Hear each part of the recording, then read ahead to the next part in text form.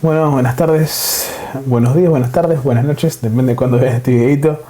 Eh, Vamos a continuar con la serie de videos y de clases de programación web 2, más en el track de DevOps.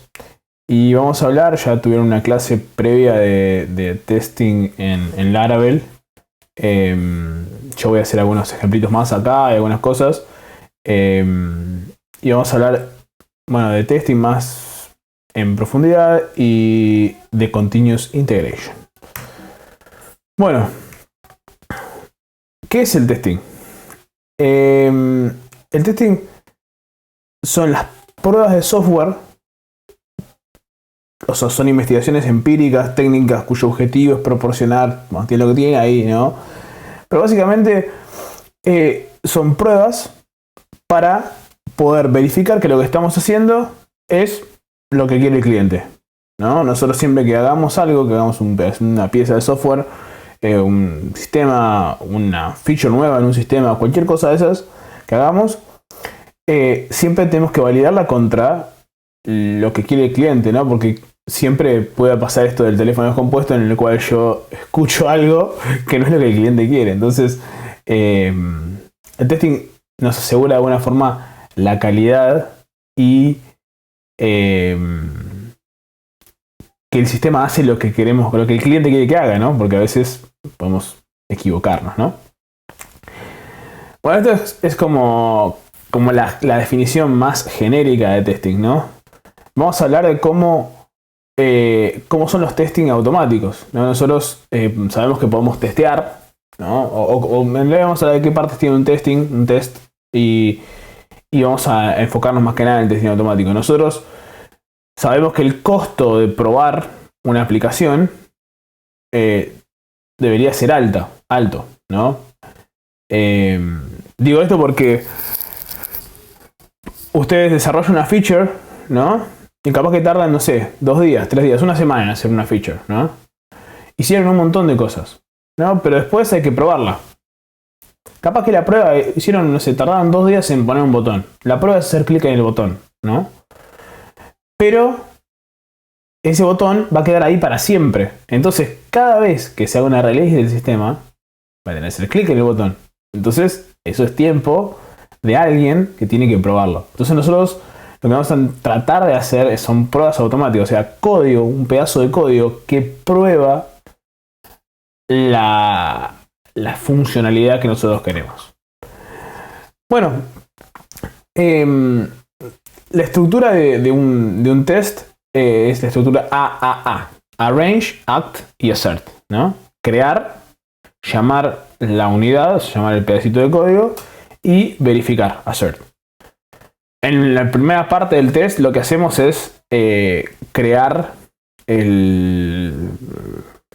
lo que necesitemos. Por ejemplo, hacer mocks de cosas. Mocks es como crear data, información en la base de datos donde sea, para poder partir de la base conocida. Después vamos a llamar el pedazo de código que queremos probar o hacer la cosa que queremos hacer. Y por último, vamos a verificar que el resultado es el que esperábamos. Un ejemplo de esto podría ser, no sé, supongamos que tenemos en nuestro sistema una validación de edad, ¿no? En la cual nosotros ponemos la fecha de nacimiento y el sistema me tiene que decir si me puedo entrar o no. Por ejemplo, si en una página de cerveza o de lo que sea, te piden validación de mayor de 18 años. Entonces, para hacer una prueba automática de esto, lo que tendríamos que hacer sería, primero, crear el usuario o si necesita de crear algo, por ejemplo, crear el usuario, lo que sea que necesite para validar. Si no lo tuviese, no haría nada. O simplemente pondría una variable con la fecha de nacimiento que yo quiera probar. Entonces, por ejemplo, pongo 3 de julio de 1979. Perfecto, 3 de julio de 1979. Después ese sería el arrange, ¿no? Después llamo al user validar edad, entre paréntesis, le paso la variable esa que hice que le creé arriba. Y después verifico que un assert diciendo es mayor de 18. Entonces me tiene que devolver true. Puedo hacer otro test igual en el cual sea, no sé, 3 de julio de 2020. Tienes un bebé, entonces me va a decir false, ¿no? Eso ahora vamos a ver un poco más. Y seguramente en la clase de Ale también vieron alguna de estas cosas. Bueno, básicamente un test no es un test si no tiene el assert. O sea, de estas partes, esta es el test, efectivamente. Todo esto es laburo previo, ¿no? Que puede o no estar. Por ejemplo, si yo quiero verificar que cuando entro a una página veo que dice Hola Mundo, y siempre dice Hola Mundo, el arrange puede no estar, porque nada, siempre va a estar, entonces no tengo que crear nada, tengo que entrar a la página. Entonces esta parte y esta parte son las que siempre tienen que estar. El assert, sobre todo, es la afirmación del estado final del sistema, ¿no? En el cual, no sé, por ejemplo, una variable vale 5, un arreglo tiene esto, se llamó determinado método, y una forma de hacer asserts en PHP Unit es assert equals x igual a y, assert contains 1 dentro de ese array, bueno, y un montón más pueden ahí ver en el link. Entonces vamos a ver un ejemplo más concreto. Tengo la función suma y devuelve el resultado correcto, ¿no? O sea, acá vamos a probar una variable, un método de una clase que ya estaba creada. Acá ustedes podrían tener lo que se les cante, su código. Lo ideal es testear su código. Esto no tiene mucho sentido en la práctica, pero sí sentido para entender cómo es un test. Entonces, arrange, creo la instancia de clase de math. Call o act, llama a la unidad. Math element, add 2 y 3. Assert equals result 5, ¿no? Y, por ejemplo, yo podría tener test asociados a una user story. Dado que ¿se acuerdan de las user stories del cuatrimestre pasado? Dado que el sistema es X, si se ejecuta la función Y, se espera que pase tal cosa, ¿no? Entonces, cuando el usuario entra al sistema y pone, no, cuando el usuario entra al sistema y pone una contraseña incorrecta, todo esto es arrange. Al apretar submit, al apretar registrar, al apretar entrar, pónganle apretar entrar, sale un cartel que dice contraseña incorrecta, ¿no? Toda user story se puede transformar en un test y debería transformarse en un test, incluso en test positivos y negativos, ¿no? En el caso, vamos al caso de vuelta del usuario que tiene una contraseña, la contraseña, ¿no? El login sería. Tener uno que sea el usuario ingresa una contraseña incorrecta, el usuario ingresa un nombre incorrecto, el usuario ingresa nombre correcto y password correcta, ¿no? Un usuario válido. Entonces tengo todos la gama de pruebas de lo que puede pasar. Puso mal el usuario, puso mal la password, puso bien las cosas, ¿no? Entonces tengo todo el test del login. ¿Qué ventaja tiene esto al escribirlo en código así? Es que, ya me imagino que se imaginarán y se habrán dado cuenta, lo pueden repetir infinitas veces sin nadie. O sea, yo le doy play, le doy PHP Unit corre y estoy probando el código. Entonces, cuando yo modifico algo, me puedo asegurar de que no toqué absolutamente nada. Quizá ustedes están acostumbrados en los trabajos que estamos haciendo y en los trabajos de la facultad en general, que es muy poca cantidad de código que hacen. Aunque seguramente han roto cosas sin querer, porque todos lo hemos hecho. Cuando un sistema es muy muy grande y vos tocas una clase o algo, un método, y decís, este método me sirve, pero tendré que modificarlo para que haga tal cosa más, y no verificaste que ese método está llamado en varios lugares, es muy probable que rompas algo. Entonces, esto nos trae un montón de ventajas. Bueno, ahí ya está el ejemplito que les decía. Bueno, un test case, que es como vamos a definir algunas definiciones. Un test case. En cada test se evalúa un caso. En un test no se evalúan todos los casos. No es que en un test verifico que el usuario tenga el password incorrecto, el password correcto, todo, ¿no? Sino, cada test case es un caso. Y se deben hacer diferentes casos para descubrir diferentes situaciones. Diferentes caminos del código, ¿no? Uno, cuando, por ejemplo, tenés un if, tiene que entrar por una rama y por el otro. Entonces, para poder probar todo. Existen frameworks de testing. En este caso vamos a usar PHP Unit, pero en general son todos algo Unit, o en el caso de Ruby Respect, Mocha.js, Jasmine, bueno. Todos esos son frameworks de test que nos ayudan a probar código. ¿Qué es lo que tienen? Tienen algunas ayudas para poder crear asserts, sobre todo, que esto sea igual que esto te contenga esto y cosas por el estilo. Y no, son ya casi estándares. Cada lenguaje de programación tiene su estándar. PHP Unit, JUnit, Respect, Ruby, bueno, y en cada lenguaje tiene el suyo. No me acuerdo del resto. De Python no me acuerdo. De C Sharp. Net. Sí, Net no se me acuerdo. Bueno, no importa. Pueden buscarlos. Bueno, lo primero que vamos a hacer es hacer una prueba de Laravel con Dask. Dask es la piecita de software que nos ayuda a hacer pruebas de browser testing. Vamos a ver un poquito más adelante en la clase los distintos tipos de testing, ¿no? Hay unit testing, que es probar un pedacito de un método, por ejemplo, que sería este que estamos viendo acá. Este sería un unit test. Después van a tener integration test y browser test, o no sé cómo lo llamamos bien en la clase, pero más o menos vamos a verlos un poco más adelante, no se preocupen. Vamos a intentar hacer un test de Dask, que lo que hace es básicamente abrir el browser y hacer clic en los lugares o verificar que haya algo. Vamos a seguir trabajando con la misma ¿cómo se llama? La misma aplicación que teníamos. Yo acá les voy a mostrar que esto pasa acá.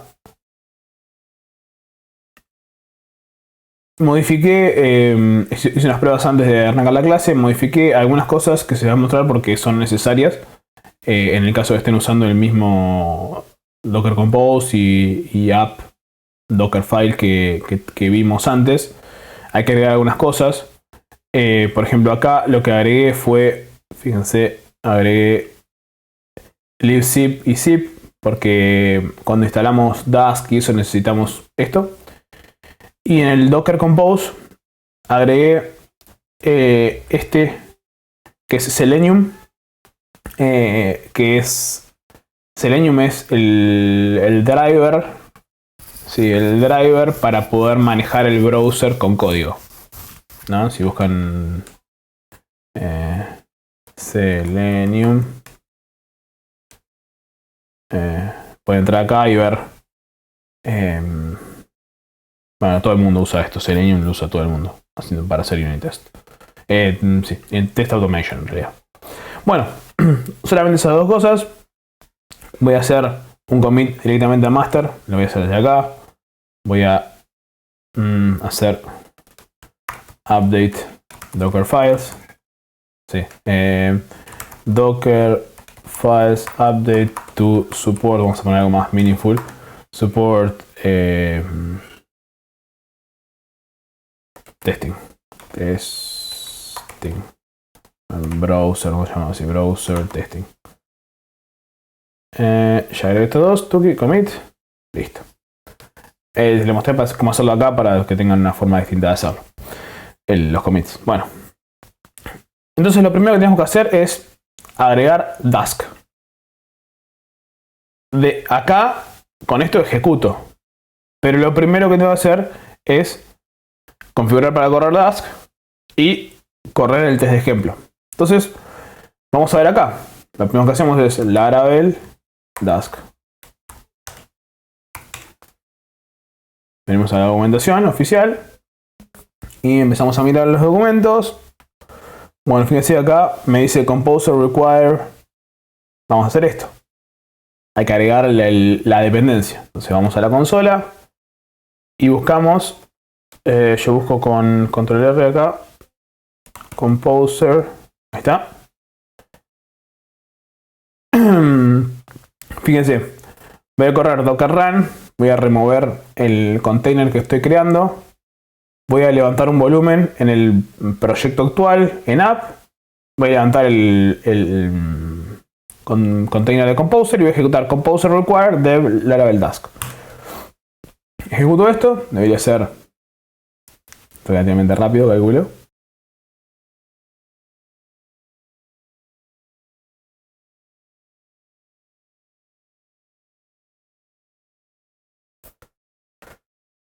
Bueno, ahí fue lento.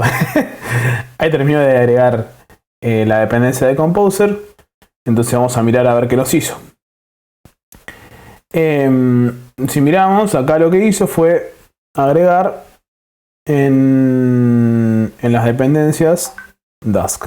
Miren acá, el Composer Log, todo. Entonces ya tenemos Docker Dask andando. Lo que tenemos que hacer ahora es correr esto. Para correr esto tengo que levantar la aplicación, así que hacer docker compose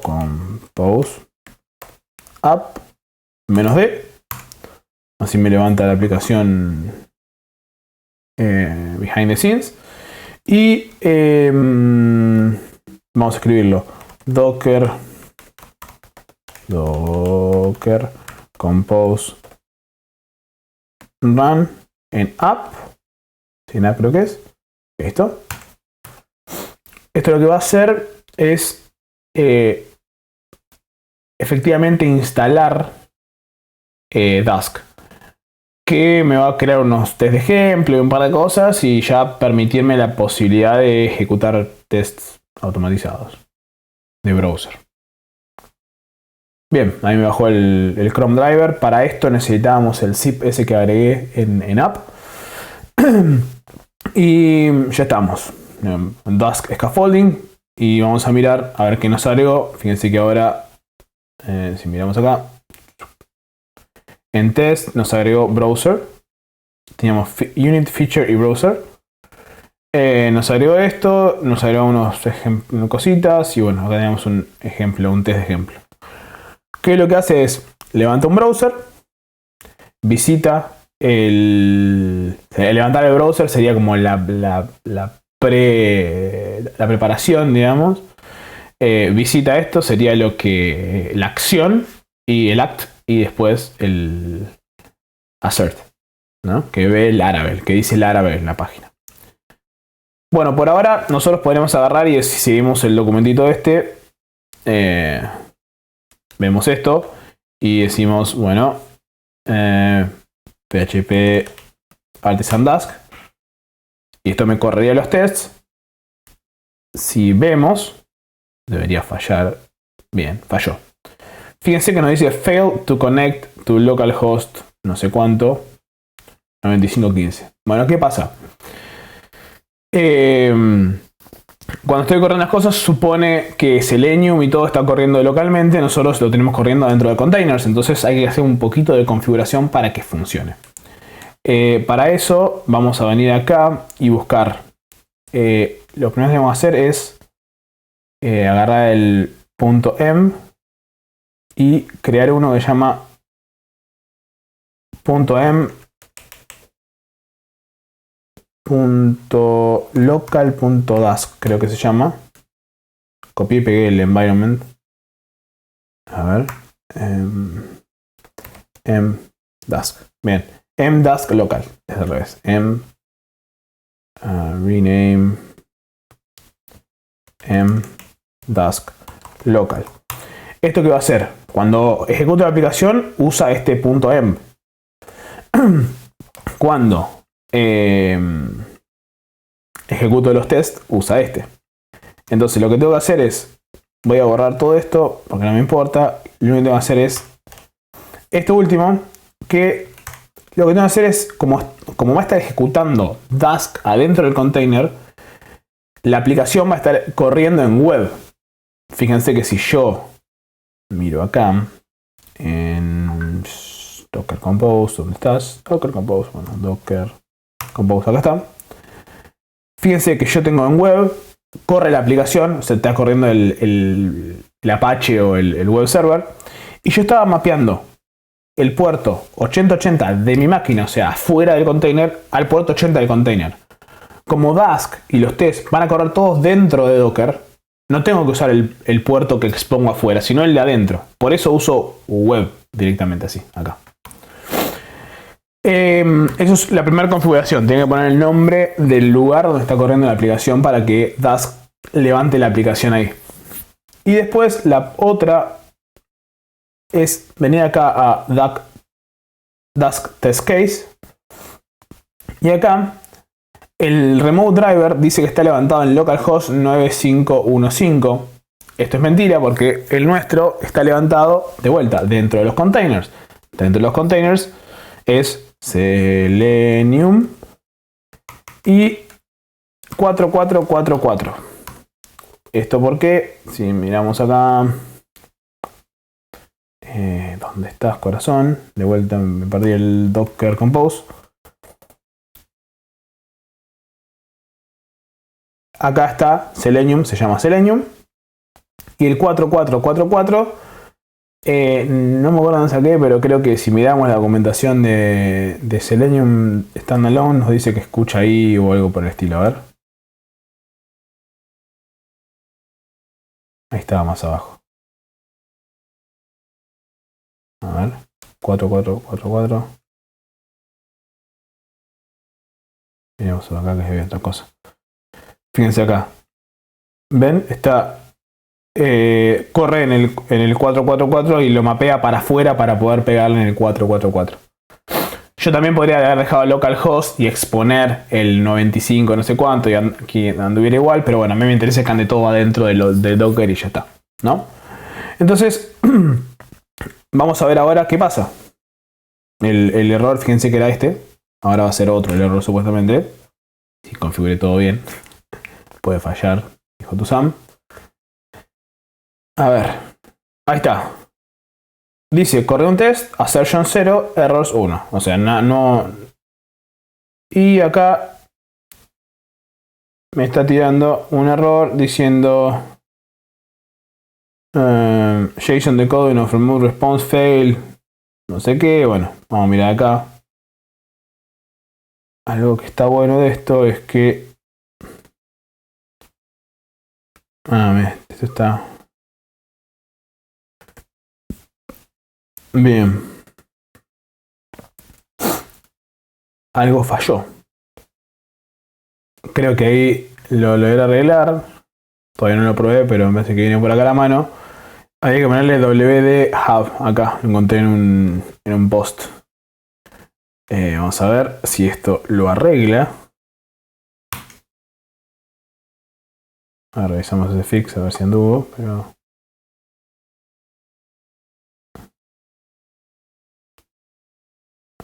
está pensando por lo menos tarda más. Bien.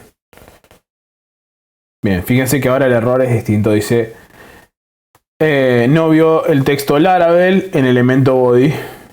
File assertion false is true. O sea, falló. Falló, pero falló porque falló el test. Entonces, recuerden que en Dask test case hay que poner Selenium 444 /wd /hub. Bien. ¿Qué pasa? Me dice el test, vamos a mirar el test, el example test. Levanta un browser, va a entra a la aplicación y mira assert C que vea Laravel, el texto Laravel. Vamos a ir acá, vamos a poner localhost 8080. ¿Y qué pasa? No dice Laravel, dice hola mundo. Entonces, nosotros venimos acá y ponemos hola mundo. Y ahí debería pasar el test. fíjense que una feature interesante de Dask que nos ayuda es que cuando falla algo, nos mete un screenshot acá, en la carpeta screenshots.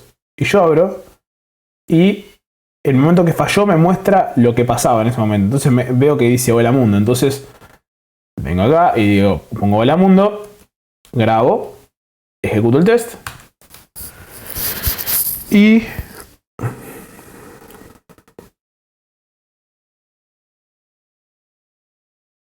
el test pasa. Verde es bueno.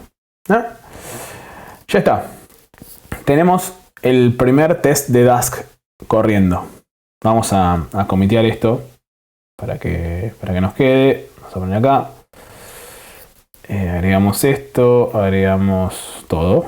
¿Está? Configure Dask. Commit, listo. Bueno, sigamos un poquito más. A ver con qué nos encontramos. Bueno, acá hay un ejemplo de un test, no de Dask, un test debe ser de feature, no, un unit test de Laravel en el cual yo uso factories para crear cosas. Esto calculo que lo vieron ya con Ale y si no podemos hacer algún ejemplito de esto, pero básicamente lo que hace un factory es crear cosas. En el caso crea material, nombre test1, nombre test2, hace una llamada a que traiga los materiales de ese nombre y hago los asserts de todas las cosas, ¿no? Entonces vamos a ver ahora cómo se ejecuta. Esto ya lo vieron con Ali seguramente. Los unit tests en Laravel. Nosotros tenemos acá, corrimos recién los Dask tests o los browser tests. Si miran acá, tenemos feature tests y unit test. Example test de unit test. Fíjense que es una tontera hacer true, ¿no? Podemos hacer algún ejemplito más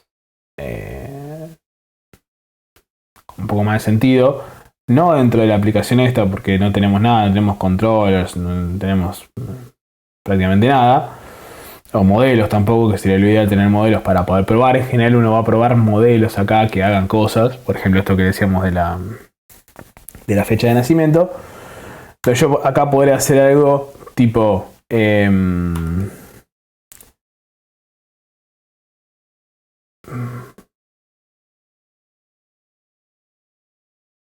no sé. Hagamos el de math. Hagamos el de math. Sería math igual new math.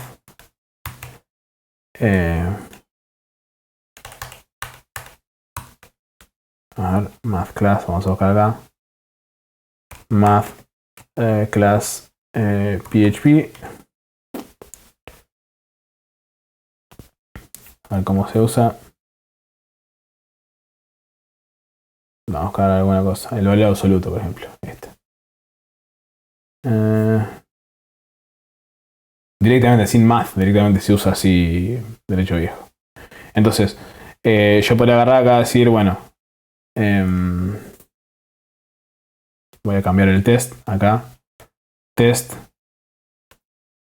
ABS, valor absoluto. Entonces acá haría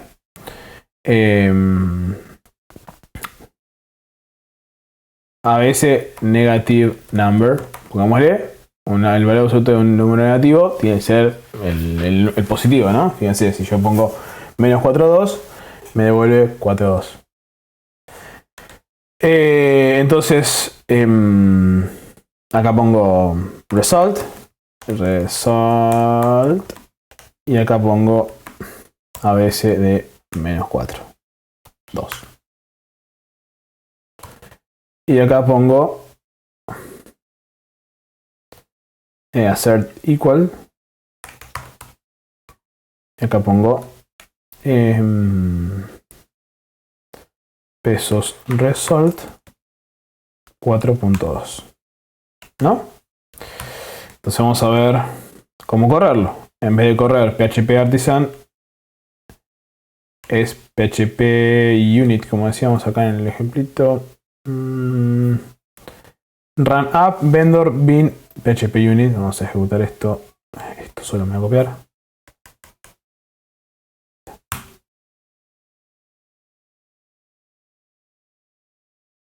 Me tiró un error. A ver. Bien, no existe assert equal. Debe ser assert equals. Vamos a ver si es assert equals. Y si no, lo buscamos. Siempre hay que hacer una pruebita sin pensar primero. A ver si funciona. Ahí está. Pasó. ¿No? Me corrió. Este test dice 2 asserts. Y seguramente me corrió el feature este.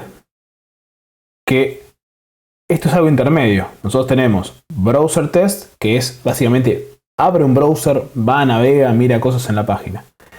El feature test, en el caso del Laravel, es como ir a las URLs y mirar las respuestas y todo eso sin tener el browser en el medio de que me muestre las cosas, que no me muestre, que ejecute JavaScript, ¿no? En este caso es solamente le pego y obtengo como si fuese una llamada por consola, usando curl. Entonces, bueno, lo usaron, pero si yo pongo acá, por ejemplo, curl google.com, fíjense que me devuelve, ¿ven? Google, a ver, www.google.com, ahí está, me devuelve la página planchada de Google en ese caso, ¿no? Y acá puedo hacer el status, por ejemplo, o varios, si miran en la documentación del Laravel, esto calculo que lo han visto con Ale, son estos HTTP tests que tienen un montón de assertions acá posibles. Déjenme ver. A ver. Assert. Acá. Si creo una cookie, si es forbidden, si tiene tal header, si tiene tal texto, bueno, nada. Como una cosa. La diferencia, la diferencia mayor entre browser test y feature test es que el browser es como que el usuario estuviese haciendo clic en serio, ¿no? El feature, hay cosas de JavaScript, cosas de CSS, cosas que por ahí no se ven porque, no sé, un estilo pisa otra cosa y no se ve. Entonces, en el browser test no va a hacer clic porque no lo ve, no está viendo el elemento. En cambio, en este sí lo vas a ver porque está en el texto, está, ¿no? Bueno, por eso tengo dos assertions. Volvemos acá, que tenemos, ejecuto de vuelta el PHP unit. Fíjense, por eso tengo dos tests y dos assertions, porque tengo uno de feature y uno de unit test. En este caso estamos probando cualquier cosa, no tiene nada que ver con la aplicación, debería ser test más centrados en la aplicación. Quizá ahora en un rato les escribo algún test más, algo para que tenga un poco más de sentido. Bueno, vamos a seguir un poco más introduciéndonos en los tests automáticos. Bueno, ¿cuáles son las ventajas? Seguramente ya a esta altura se dieron cuenta de unas cuantas ventajas.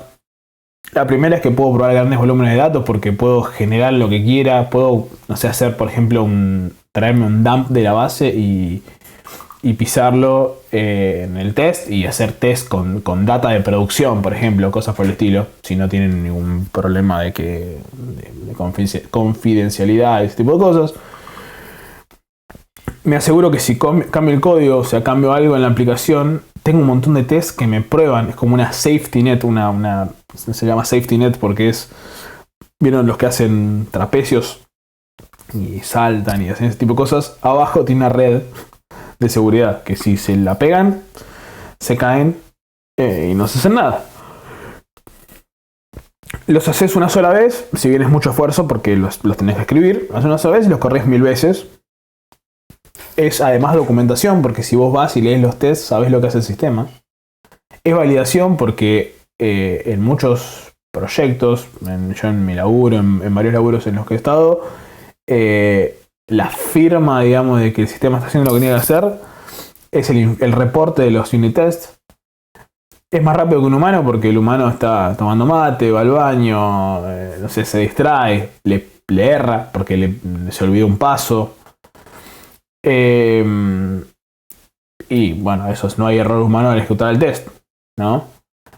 Y lo importante de los unit tests es que es fácil de crear unit test o test automáticos de cosas sencillas, hacer clic en un botón, esto, aquello, que son cosas que nos aburren a nosotros los seres humanos, hacer repetitivamente, pero el test de QA humano, digamos, no sigue siendo válido, ¿no? Cuando tenemos un escenario muy complejo en el cual es muy difícil de probar o para encontrar cosas locas, cosas muy finas, una persona es mucho mejor, ¿no? Lo ideal es tener recursos de QA muy buenos que nos ayuden a encontrar ese tipo de cosas, ¿no? Por ejemplo, nosotros recién hicimos test medios tontos, pero imagínense que si tenemos integraciones con varios sistemas que no podemos automatizar porque son, no sé, por ejemplo, el clásico es subo un archivo a un FTP y a una página y mi sistema tiene que bajarlo cuando alguien lo subió y hacer algo y volver a subir un archivo. Bueno, eso es muy difícil de automatizar. Hay que ir, loguearse al FTP, subir un archivo, ver que esté corriendo esto, que ejecute, los tiempos, todas esas cosas. Bueno, ese tipo de cosas una persona las hace mucho más fáciles. Y lo bueno es que estás probando el 100% del sistema, pone que el 95% lo probás automatizado y ese 5% que es el importante, que es el que puede tener más fallas, lo prueba una persona. Bueno, esto es lo que les contaba hace un ratito de los tipos de testing. En Laravel lo veíamos ahí y se llamaban, vamos a mirar, Unit, Feature y Browser. Y acá lo llamamos Unit, Integration y Application. Unit tests son usados para testear pequeñas partes del código. Un método, por ejemplo. Relativamente aislada, por ejemplo, una clase, un método, algo muy chiquito. Integration testea la forma en que diferentes partes del código trabajan juntas y se pasan mensajes. Entonces, por ejemplo, yo le pego a una URL usando el feature test de Laravel y ahí se ejecutan muchas cosas. Cuando le pego a la URL no sé, vamos a mirar el ejemplito este que teníamos acá. Cuando le pego acá a barra, ¿no? A la raíz del proyecto, ahí se ejecuta el router llama al controller, el controller llama a la vista. Hay un montón de cosas que se están integrando. Y por último, están los application tests, que están también llamados acceptance test o functional test, que prueban toda la aplicación. En general usan un driver que emula el uso del navegador, que es lo que estamos usando con Dask. Próximamente, porque nada, lo vimos recién, pero bueno, la idea es seguir viendo un poco más de eso. Esta es la pirámide de test, que es importante tenerla en cuenta, ¿no? Porque a veces uno apunta directamente a hacer... lo más importante son los acceptance tests, ¿no? Ponele.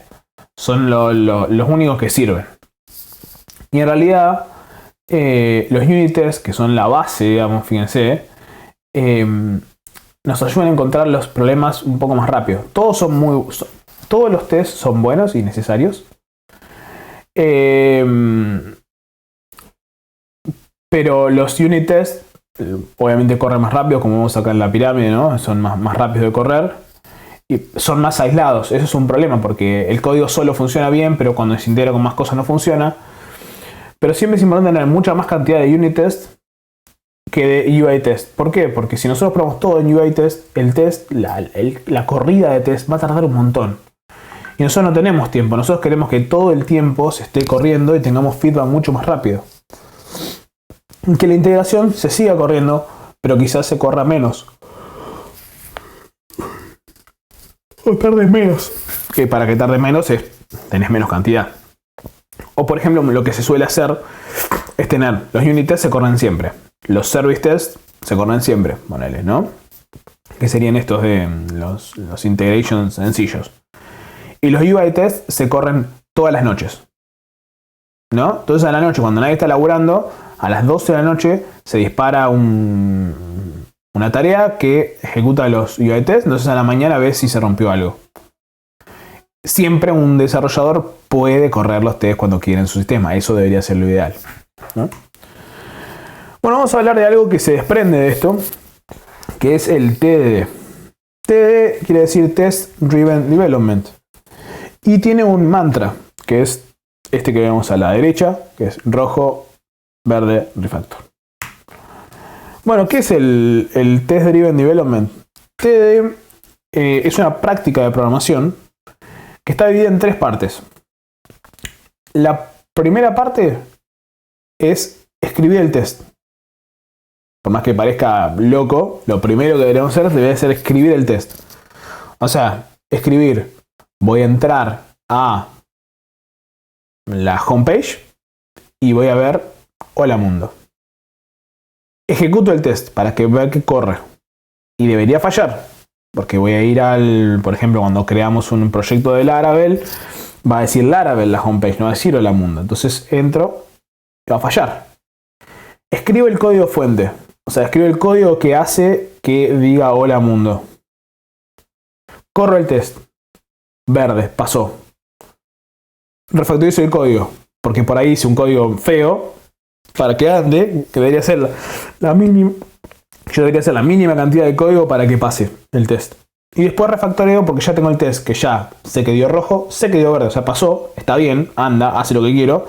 Entonces puedo mejorar el código.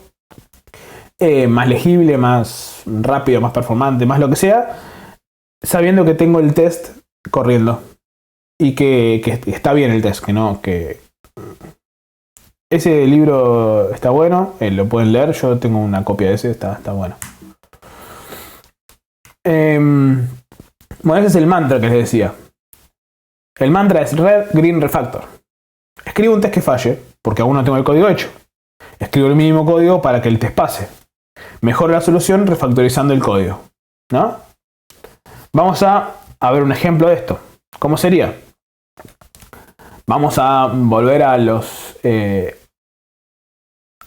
test de Dask. Tengo acá example test. Y voy a escribir un test nuevo.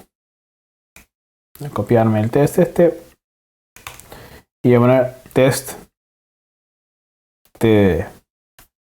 Lo llamo así para que sepamos que lo hicimos con TDD. No, debería tener un nombre más representativo el test, ¿no? Entonces, entro a la... Supongamos que quiero poner un texto nuevo que diga hola mundo, que diga mi nombre, no, que diga Nacho.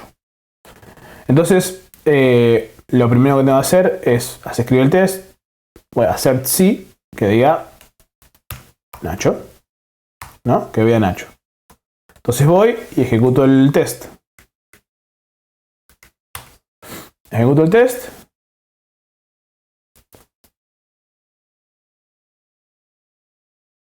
Tun, tun, tun.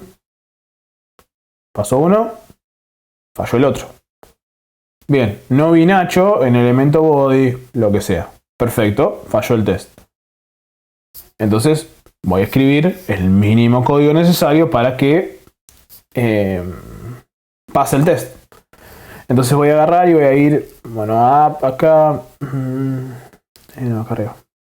Resources, views, acá. Welcome. Hola mundo. Y acá abajo escribo un H2, pongámosle Nacho. Escribo el mínimo código y voy a correr el test.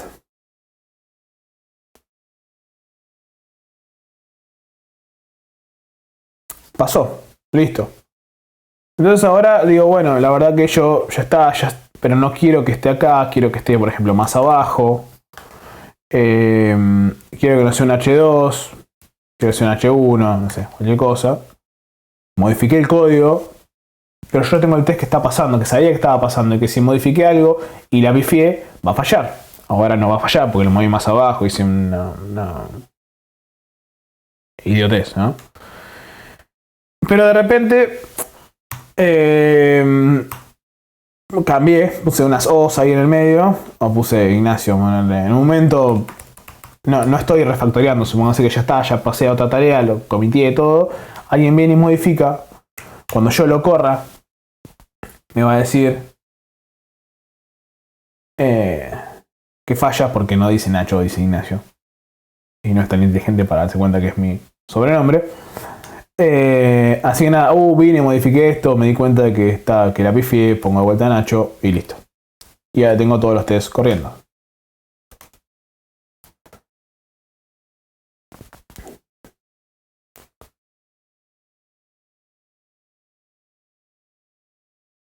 Bien, entonces esta técnica es una técnica que está muy buena para practicarla, porque si bien mentalmente uno como que te cuesta, porque uno ¿qué hace? Es probar las cosas antes de crearlas, es medio raro, ¿no? Sin embargo, te ayuda, y realmente te ayuda mucho a poder pensar realmente qué va a hacer las cosas, cómo van a ser las cosas, qué quiero que haga. Y después pensar la solución, escribir el código y que pase el test y mejorar el código ese. Es como que, por más que parezca contraintuitivo, es una muy buena técnica y los invito a que puedan en algún momento de su proyecto probarlo. Decir, bueno, tengo que hacer, no sé, que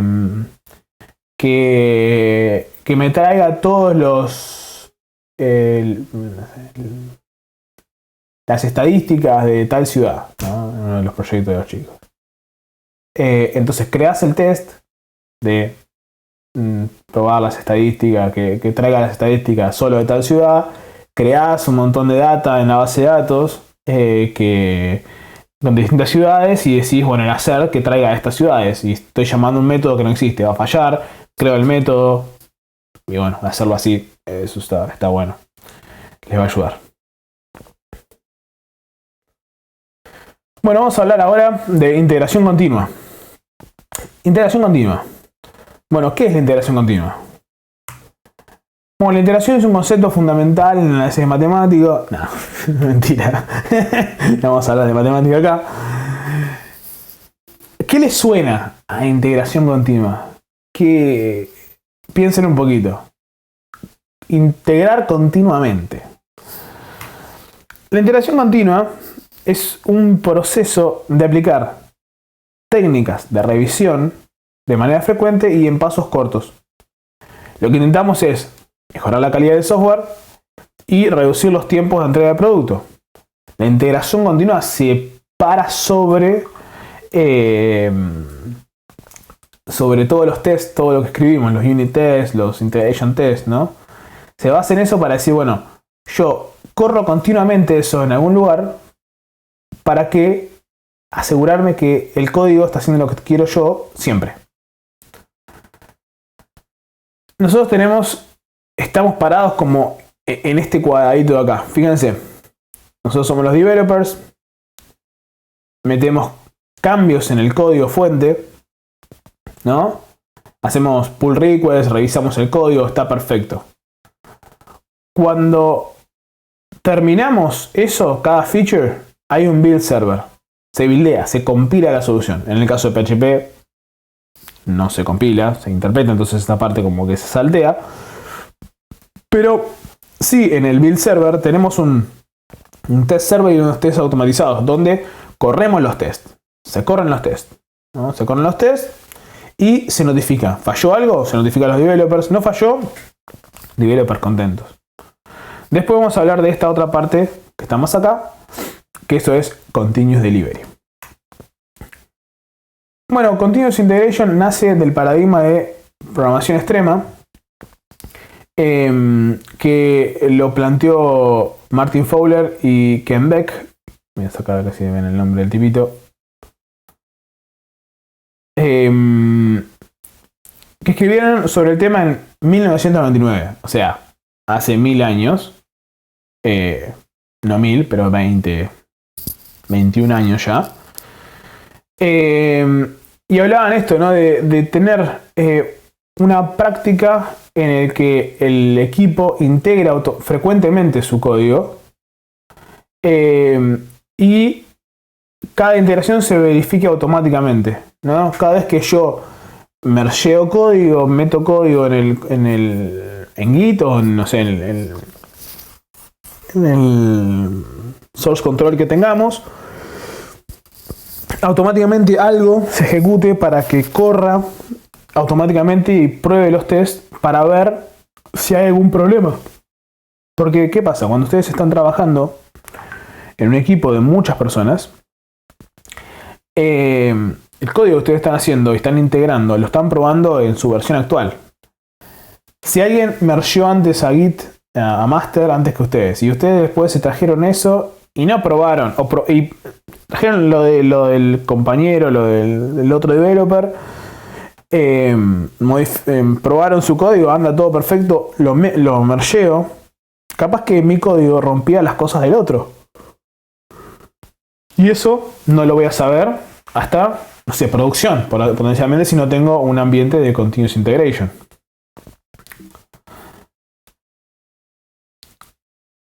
Bueno, en otras palabras, lo que tratamos de hacer es fallar lo antes posible. Si yo, cuando hice una feature y la mergé a master, rompí algo, estoy muy a tiempo de resolver el problema, porque tengo el código que yo hice fresco en la cabeza, sé lo que hice, veo la falla y enseguida se me prende una lucecita que dice sí, es por acá, la pifié haciendo esto. Entonces, fíjense que en la etapa de coding, el costo de reparar un defecto es muy bajo, ¿no? Y la cantidad de issues que se meten son mucho mayores. Pero a medida que pasa el tiempo, después de la release, el costo de arreglar un defecto es altísimo. ¿Por qué? Porque el issue lo introduje acá. El código me lo olvidé, llegué hasta por acá, hice la release. Encuentran un issue, tengo que acordarme qué hice. No solo eso, potencialmente perdí plata porque la aplicación que hice falló, no sé, es una aplicación que la gente pierde confianza en mí, pierde confianza en el producto, entonces es carísimo, ¿no? Y en la medida que voy haciendo unit test, functional test, system test, voy encontrando defectos, ¿no? Y voy de alguna forma también mejorando, no importa. ¿Cómo fue la evolución de esto? En 99 todos los tests se corrían localmente en dev, o sea, todos los developers se bajaban el código, tenían el código, corrían los tests y eran responsables. En los 2000, 2010, que yo, se corría en un Jenkins, o sea, en un servidorcito que corría con un clic o periódicamente corría. Y a partir de Git y todos los pipeline tools que vamos a ver un poco más ahora, cada vez que hago push se corren los tests. Entonces es casi automática la respuesta. Según la definición de Ken Beck y Martin Fowler, no podemos hablar de integración continua si no tenemos tests automáticos. Porque si no, tendría que haber una persona que esté probando todo el tiempo y eso sería imposible, les diría. Igualmente, independientemente de si corren o no en el pipeline o los ejecuta cada uno en sus máquinas antes de subir el código. O sea, no importa si se ejecutan en una máquina aparte, en un server aparte, o si ejecuta cada uno en sus máquinas, sin test automáticos no hay integración continua. Igual, hoy por hoy, cuando hablamos de Continuous Integration, hablamos de tareas de un pipeline automático. Vamos a ver ahora. ¿Qué es un pipeline de Continuous Integration, Continuous Delivery? Un pipeline es, no sé si seguramente lo vieron en Conso o en alguna otra materia, lo de los pipes en Bash. Se ponen pipe y lo que hace, el palito es el pipe, lo ponen y lo que sale de un comandito entra en el otro, ¿no? Es un tubo, ¿no? El patrón tubo. Entonces nosotros tenemos este sería el pipeline que es como la espina dorsal de un ambiente de DevOps. O sea, para hacer DevOps, esto es como lo fundamental, ¿no? No podemos hacer DevOps. Me animaría a decir eso, que no podemos hacer DevOps sin tener un pipeline de automatización de test. Es el puente entre el desarrollo, la gente que hace development acá, y la gente que hace deployments a producción, ¿no? La gente de operations. Por eso es fundamental, es como el canal de comunicación, de alguna forma. Fíjense, nosotros tenemos el pipeline, es este, ¿no? Tenemos el version control, o sea, aquí en nuestro caso. Cuando subimos código ahí, se hace el build, se corren los unit tests, se instala, se deploya en algún lugar. Autotest podría ser test de QA, digamos, o test automation de los browser tests. Y cuando eso pasa, hago el deployment a producción. Y cada uno de estos da feedback a todo el equipo, ¿no? Buildeo. Pasó. El equipo está tranquilo de que pasó, de que buildeó, que no falló nada. No buildeó. El equipo sabe que no buildeó. Va y lo arregla, ¿no? Automáticamente cuando se ejecutó el build, sé que falló, sé que lo arreglo. Unit test. Venían pasando todos, de repente dejan de pasar un par. El equipo se entera que dejó de pasar. Mira, mergeamos este código que rompió tal otra cosa. Listo, lo arreglamos. Build, pasa el unit test. Hago deploy. Deploy a algún lugar. Falla el deploy. ¿Qué pasó? Me di cuenta que por la cosa que agregué acá, ahora necesito agregar en Docker tal otra cosa, porque no lo probé en Docker, lo probé local. Entonces, lo agrego. Pasa de vuelta todo, llega el deploy y se deploya. Browser testing, automático, clic, clic, clic, clic, clic. Pasó todo, joya, pasó todo. Estoy tranquilo de que cuando pasó eso, recién ahí hago el deployment a producción. Entonces estoy seguro, o bastante seguro, de que todo anduvo. Acá en deploy falló algo, ¿no? Cuando deployé a producción, ya pasé por todo esto. Digamos, ya pasé por un deployment anterior, pues un montón de cosas. Perdón. Pasó por un montón de lugares. Entonces estoy con bastante seguridad de que va a ir todo bien. Bueno, ¿cuáles son los ambientes de integración continua que existen? Existen un montón. Aplicaciones que nos permiten configurar un ambiente de continuous integration. De los más conocidos, el más conocido es Jenkins, de una, que pueden instalar localmente en una máquina y tenerlo, o pueden también contratarlo en la nube como un servicio, creo. Ese nunca lo probé, pero bueno, ese es el que más he usado en mi trabajo, en los trabajos en los que he trabajado. CodeShip está muy bueno, a mí me gusta mucho. En una época te regalaban remeras, eso era mucho mejor. GitLab CI, que es el Continuous Integration de GitLab. Travis CI, que es el default de open source. Está muy bueno también. Shippable, Circle CI y GitHub Actions, que va a ser el que vamos a ver nosotros en esta versión de la materia, el cambio este año. Bueno, ¿se acuerdan del infinito este de DevOps? El plan es, bueno, nos juntamos con la gente, pensamos qué vamos a hacer, lo codeamos, lo subimos a Git. El build, en nuestro caso, nuestra aplicación no buildea, pero en el caso de una aplicación no se escrita en C#, habría que buildearla. Se buildearía en un server. Y en este caso sería la parte de build y de test estaría en GitHub Actions. Bueno, el Continuous Integration, como nosotros sabemos, todo a lo que apunta DevOps es tener todo comiteado en Git. Entonces, la ventaja de que tiene tener todo comiteado en Git es que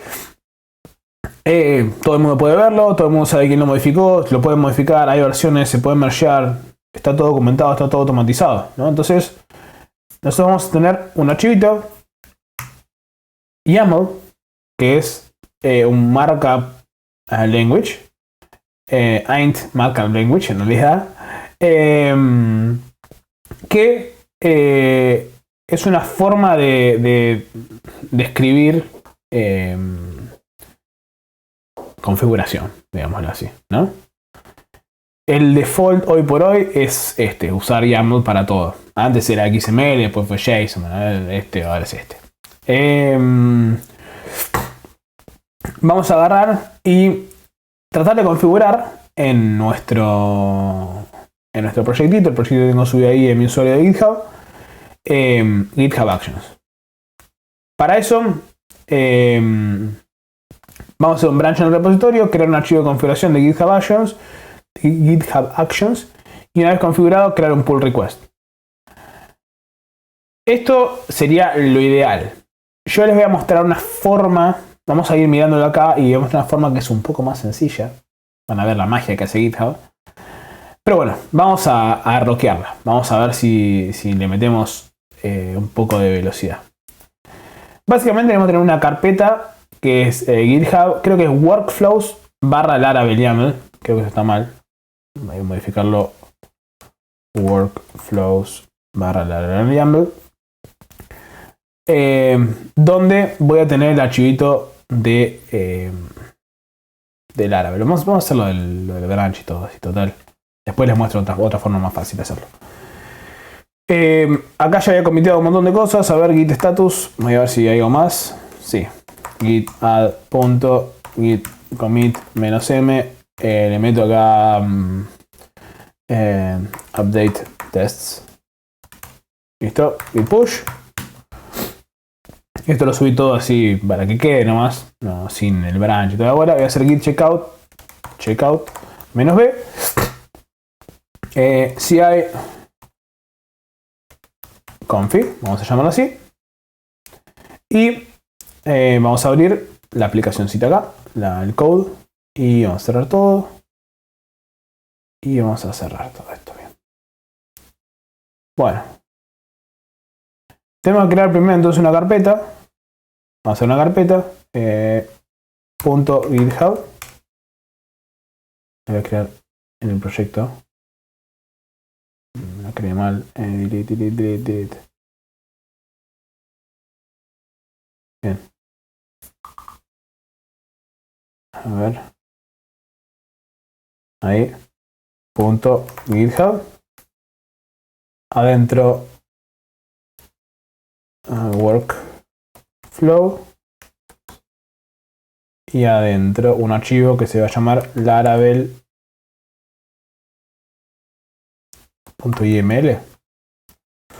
¿Es así que se llamaba? Sí, laravel.yml. Vamos a agarrar y ver qué es lo que debería tener este archivito. La estructura va a ser, el nombre va a ser Laravel on push branches master pull request branches master. ¿Qué hace esto?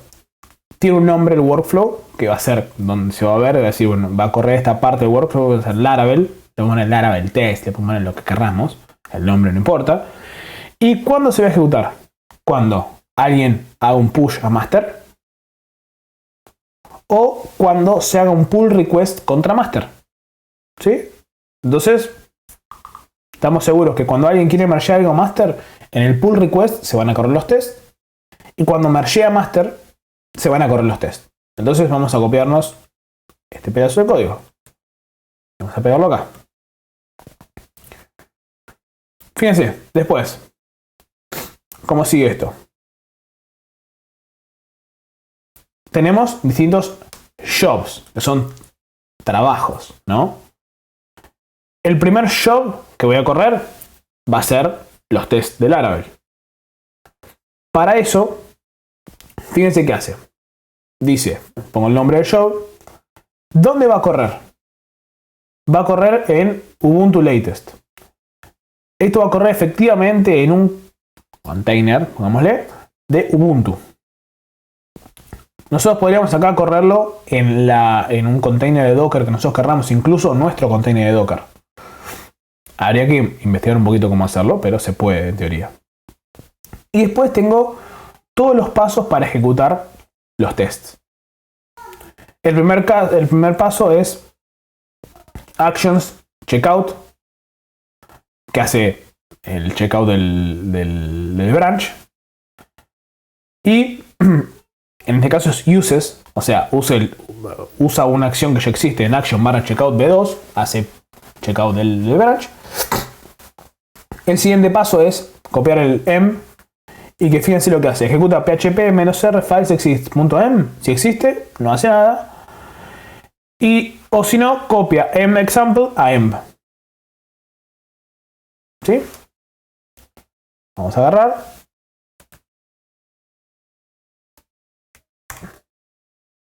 Y voy a hacer así. Creo que va a andar igual.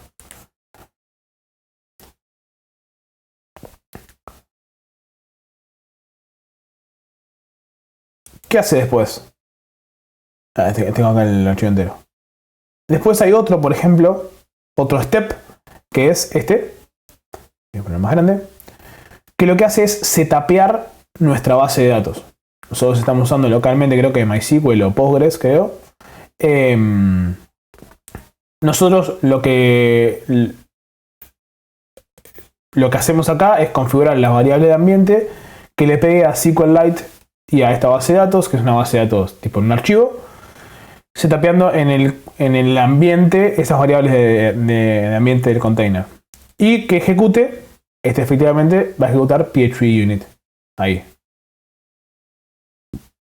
Vamos a agarrar, le voy a copiar todo para que lo veamos todo junto.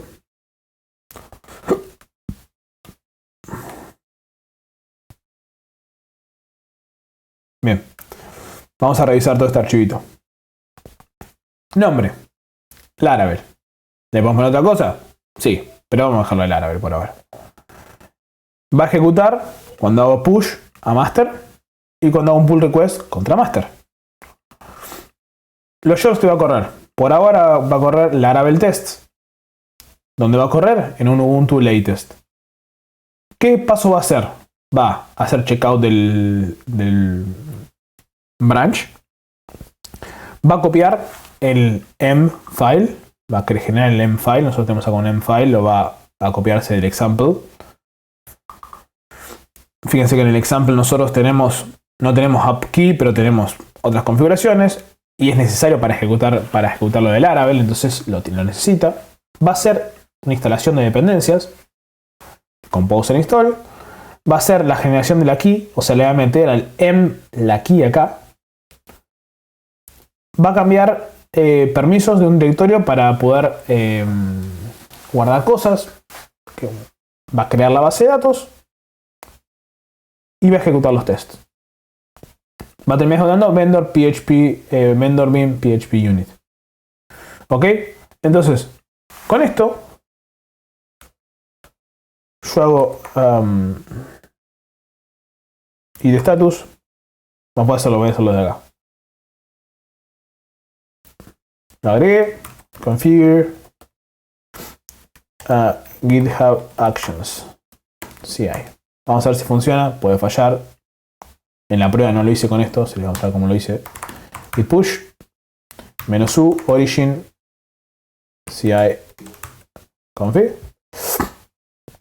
Hago -u porque ya me lo va a decir. Porque no tengo el branch. Todo eso que siempre hacemos.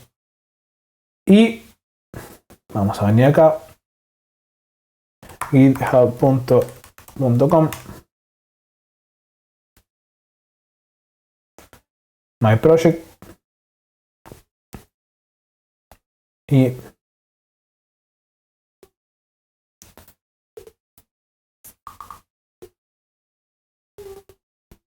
create pull request.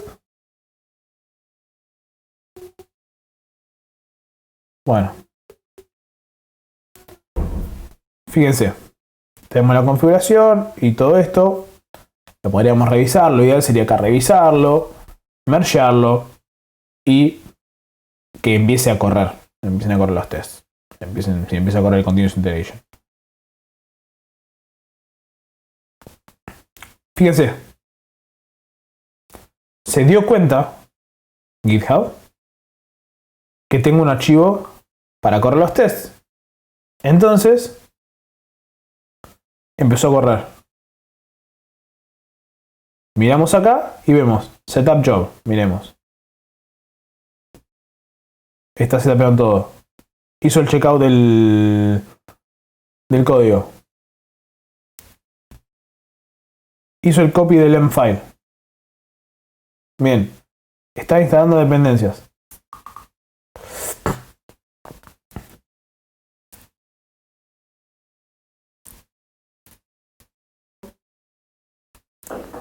Vamos a dejar acá. Vamos a ir acá. Fíjense que acá no tengo el punto GitHub ese acá guardado. Entonces, fíjense, acá me aparece además este puntito que dice in progress. ¿Ven? Están corriendo los tests.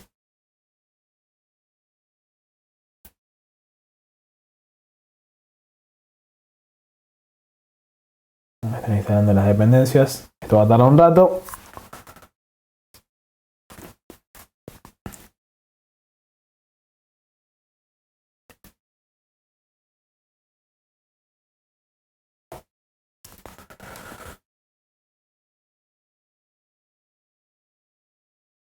Bueno, ahí está. Corrió todo y pasó. Fíjense, verde. Verde, bueno. Entonces, como pasó, tengo el check ahí. Todos felices. Y voy a hacer un... debería ser un issue, ¿no? Vamos a hacerlo. Configure CI. Y en el pull request, era el 10, voy a hacerle squash and merge para que me permita esto. Closes.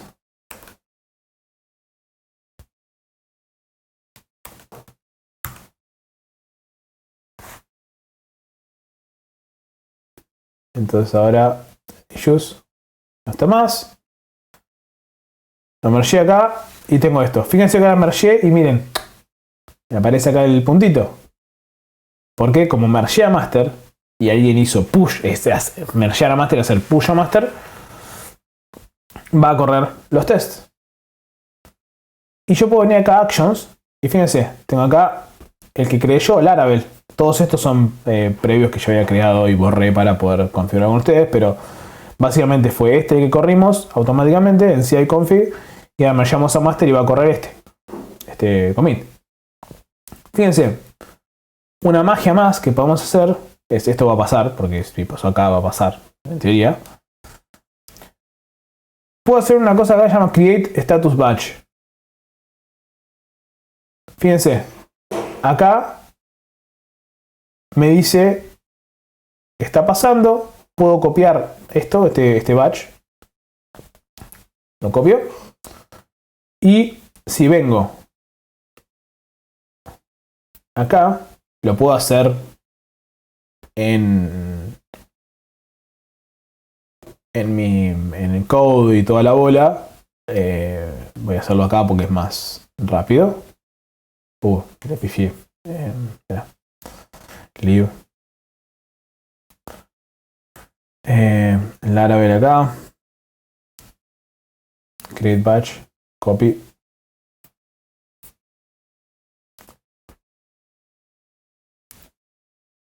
Puedo editar esto. Acá. My project. Y acá le meto el batch. Así.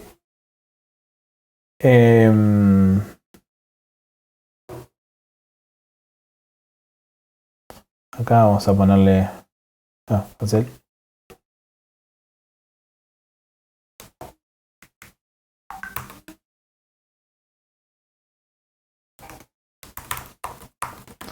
Ejemplo para programación web 2.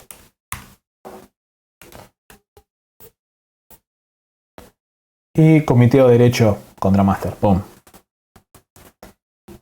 Fíjense que ahora, cuando yo entro acá a mi proyecto, veo que el build está pasando. Y hago clic acá. Bueno, esto en este caso me muestra el coso del batch. Pero que el build está pasando. Si algo fallase, me aparecería acá que el build estaría fallando. En este caso vamos a seguir viendo a ver si está todo bien. Bueno, está instalando dependencias. Supongamos que va a pasar. Bueno, vamos a seguir mirando un poquito esto. Por acá. Bien.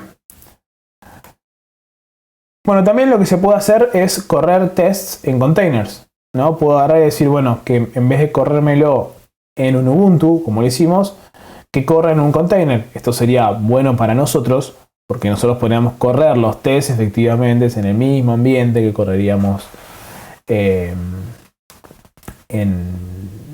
producción, ¿no? Sería tan fácil como configurarlo así, ¿no? De qué volúmenes se montan, cuántos CPUs quiero usar, qué puertos mapeo, las variables de ambiente y la imagen del container. No lo probé porque es más sencillo hacer eso que hice recién. Después les voy a mostrar una forma mucho más sencilla de hacerlo. Y vamos a hablar ahora de pipelines. Bueno, los pipelines son estos, son tubos que llevan, en este caso petróleo, andás a ver, gasoductos, bueno, esas cosas. Nosotros estamos ahora en esta parte de acá. Build, test, release. Todo esto va a pasar y deploy. Todo esto va a pasar en GitHub Actions. Podríamos buildear la aplicación, la solución. Podríamos ejecutar los tests. Podríamos crear la release, crear un zip que se guarde y se taguee en nuestro repo y ponemos el deploy a producción o donde querramos. Bueno, estos stages, si bien son de GitLab Actions, también se pueden ver en GitHub, perdón. Ahí pasó, fíjense que pasó el test, el build. Nosotros tenemos acá, puedo agarrar y tengo que crear el workflow de Laravel, en el cual yo podría agarrar y crearle nuevos jobs. Podría crear otro job que sea Laravel, no sé, release, ¿no? Y acá hacer steps que yo quisiera. Y iría viendo acá todo lo que va pasando, ¿no? Cuando veo el workflow, podría ir viendo qué va pasando. En nuestro caso, estamos corriendo solamente los tests, podríamos hacerlo del release. Les voy a mostrar que puedo crear un nuevo workflow acá, fíjense, desde la UI. Y acá, como es un repo de PHP, me recomiendo estos dos. Fíjense que yo pongo setup this workflow. Lo que hace es crearme el archivo que yo ya que les mostré recién. Es el mismo. Y lo comité y ya está. Anda. Fíjense que tengo un montón de workflows más. Por ejemplo, deploy a Amazon, deploy a Azure. Bueno, miles de cosas. Y se pueden hacer de estos. Fíjense que son automate every step in the process. Por ejemplo,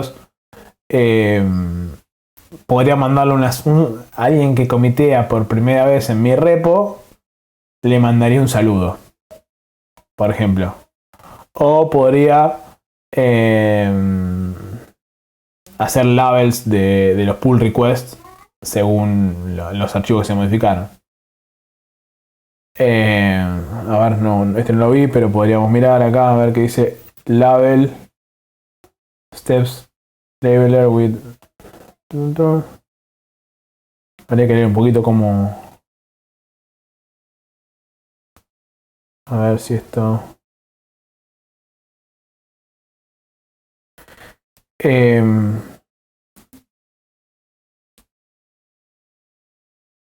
Sí, con ese token, pero.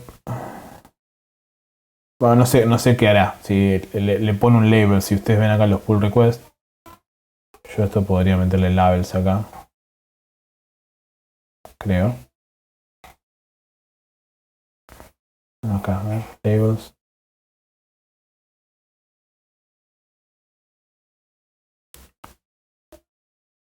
Acá, a ver. A ver si esto. Label. Por ejemplo, podría labelar como var.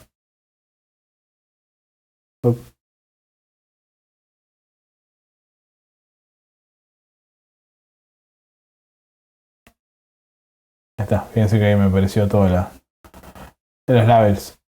No sé cómo será ese, pero podríamos llegar a agarrar y decir, bueno, si modifico tales archivos, lo tagueo como documentación. Si modifico, habría que ver cómo funciona, pero bueno, puedo hacer miles de cosas en un pipeline automático en el cual no solo es lo que vimos acá, que es tipo build, test, deploy, que es el más clásico, sino podría hacer label de cosas, puedo hacer un montón de cosas automáticas en mi ambiente de continuous integration.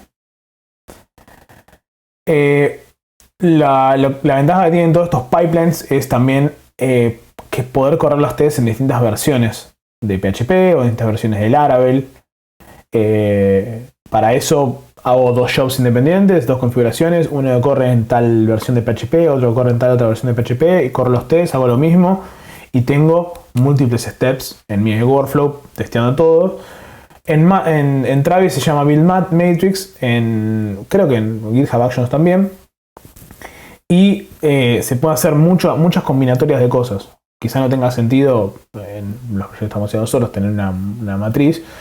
Pero si nosotros estamos vendiendo, por ejemplo, una solución, por ejemplo WordPress, que lo vimos al principio de las clases, que quiero que funcione, que tenga soporte en todas las versiones de PHP, desde la 7 hasta la última, bueno, entonces, nada, pruebo una matriz, corro los tests en todas las versiones de PHP.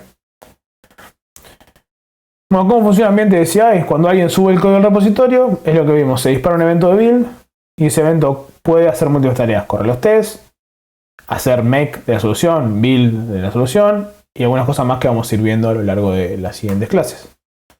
Acá tienen algunas referencias, les recomiendo también que lean sobre GitHub Actions para ver todo el potencial que tienen. Yo voy a ver si puedo jugar un poco más, si después les puedo mostrar algunas cosas más para hacer.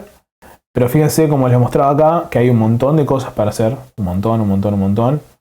Y pueden...